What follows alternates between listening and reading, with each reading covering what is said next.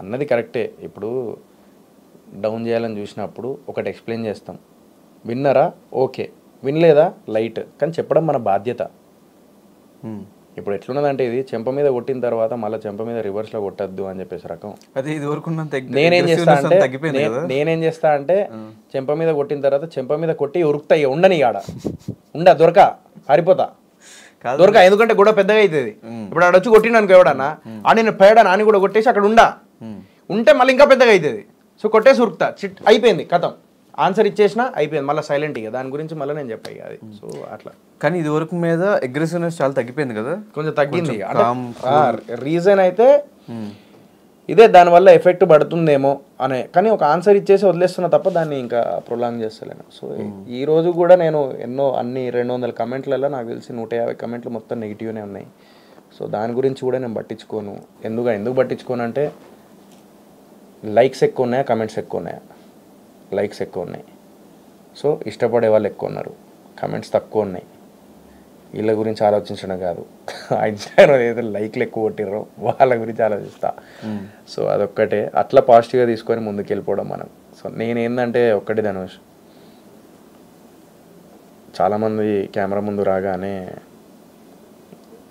మాట్లాడతారు, ఏముంది అది ఇది అని చెప్పేసి మంచి నీట్గా మాట్లాడతారు.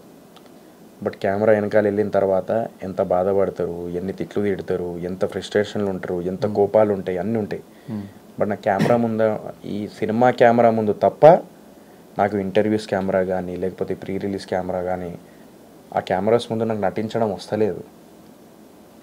మేబీ నటిస్తేనే బతుకుతానేమో మరి, కానీ అట్లా నటించా, ఇట్లనే ఉంటా. నచ్చితే నచ్చుతా, లేదంటే లేదు, ఇలాగే ఉంటా. సింపతి అనుకొని, కోపం అనుకొని, ప్రతి బాధ అయినా కోపమైనా నవ్వైనా చూపిస్తున్నాడు కెమెరా ముందు ఒక మనిషి అంటే వాడు రియల్గా ఉంటున్నాడు అని. సమాజంలో మనవాడీడు అనేలాగా ఫీల్ అవుతున్నాడు కాబట్టి ఐఎమ్ రియాక్టింగ్ లైక్ దిస్. అదే ఆ రియాలిటీ హౌస్లో నచ్చింది, బయట నచ్చలేదు జనాలకి. నచ్చకపోతే ఏం చేయలేదు. నచ్చిన వాళ్ళు ఉన్నారు కదా 75%, నచ్చని వాళ్ళని ఇంకేం చేయాలి? నేనేం చేయాలి? ఈరోజు ట్రైలర్కి 500 కమెంట్లు ఉన్నాయి. అదే సోహెల్ బిగ్ బాస్లో ఉన్నప్పుడు సోహెల్ కొన్ని వేల కమెంట్లు ఉంటాయి. 4,000 కమెంట్స్ ఓన్లీ సోహెల్ అనే ఉంటుంది రియాలిటీ షోలో. నేనేం చేయలేను దాన్ని నేనేం చేయలేను. ఇక మళ్ళీ ఒకసారి వెళ్ళి రావచ్చు కదా రియాలిటీ షోకి. మళ్ళా ఏం లేదబ్బా, ఇప్పుడు ఒక్కటే కోరుకునేది, ఒక ఎక్కడి నుంచో చిన్న స్థాయి నుంచి ఈడి దాకా వచ్చిన.